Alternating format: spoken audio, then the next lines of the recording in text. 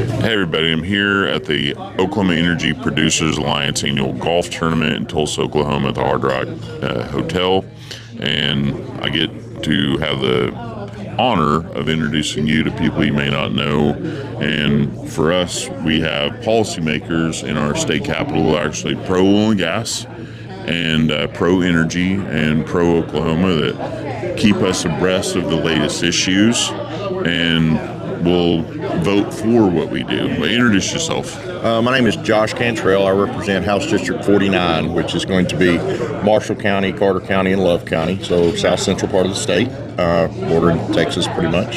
So I live in Kingston, right outside of Lake Texoma. So We like that lake. yeah, I grew up there. So that's where I'm from, and that's the area I represent. Well, you do have a lot of oil and gas activity down there. Yes. And you probably even have family members, if not yourself.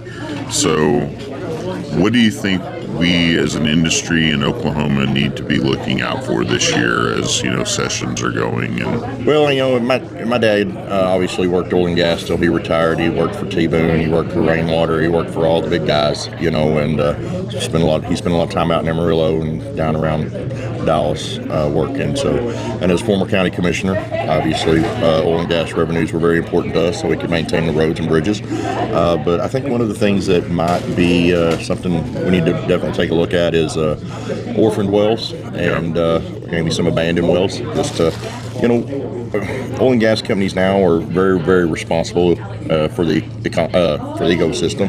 Unfortunately, back a long time ago, they might not have been so much, but that's changed. Hey, that's changed a lot, and also that they forget about things, and things just kind of get lost in the shuffle. And I know we used to get a little bit. There'd be some areas that weren't.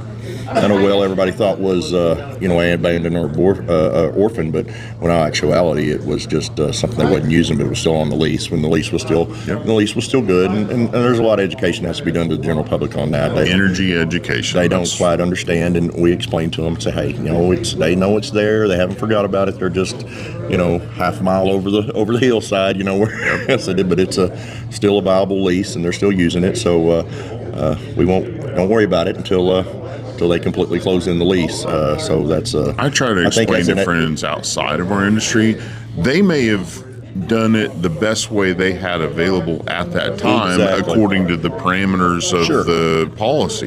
Yeah, because the way that just didn't work. Yeah, the way 50 years later. The way we cap oils now, and we do a good job of cleanup. They didn't have the technology, didn't have the set regulation or or even just the industry standard that everybody uses like we use today. Standards change, and sometimes years and years later we find out, man, we didn't know. Yeah, and it wasn't like they were doing it nefariously or anything like that. They just used what was the standard operating procedure, just like any other industry. It changes with the beef producers, it changes with dairy, it changes with, everybody kind of gets better at it the longer they do it. And I think we do a really good job in Oklahoma taking care and being friendly to the economy. I like what we've done with, right now, you probably already know this, we can now go seal a well. We got great technologies, that we can seal a well, and we can kind of, we don't want to call it kick the can, but I'm all for, especially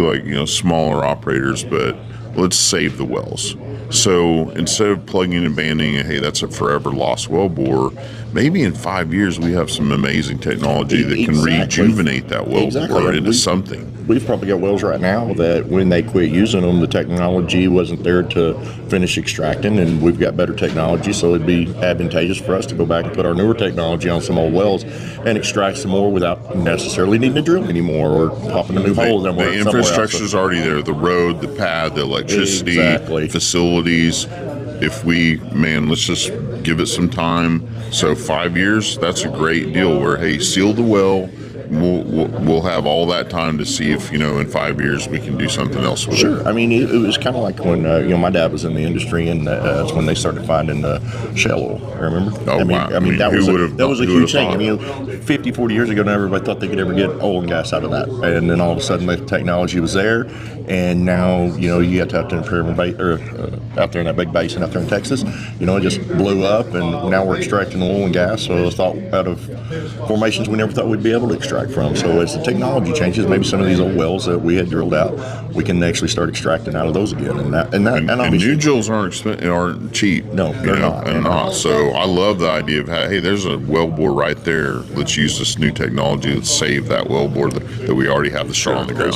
I mean, you guys know how much it costs to punch a hole in the ground. I mean, it's very expensive. If you've got that hole already punched in the ground, but got the technology to start siphon back out of that hole, I mean, you guys just, it keeps the prices down for you guys. It keeps the prices down for the end consumer, which is really what we're really after, right? I mean, we're after about keeping energy as cost effective in the state of Oklahoma, because if we're cost effective with our energy in the state of Oklahoma, that just drives our economy and gets businesses and industry and manufacturers to come here. Because if they can pay for their energy cheaper here than they can somewhere else, then yeah, that's going to bring them here. Oh, there's very few states that are amazing to live in like this state. I mean, I'm very pro Oklahoma. I'm biased, but oh yeah, me too. I mean, everybody talks about their states that they're from, and I'm like, well, go live down by where he is a elected public servant, and you'll see right away just how beautiful our state is. We've got two of the greatest lakes, in my opinion, in Oklahoma, with Lake Murray in my district. It's the number one tourism lake, and then we've got Lake Texoma,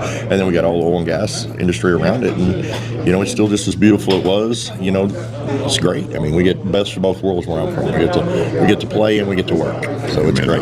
Well, thank you for doing this with me. I appreciate you, and we're looking forward to having you as a leader up there to protect our energy industry and protect the people of your area. Well, thank you very much, and thank you guys for coming out and educating us on more education, because we're elected officials, and it may not be our exact wheelhouse that we came from, and that's why we like to come to these things and talk to the leaders of industry and just find remember, out. save the wells. Yeah, exactly. Save the wells. Yeah, it's kind of like save the whales. No, we're saving whales right now. Saving whales right now. It's a good job. Thank you. We'll see you next time. God bless you. Bye. See you guys.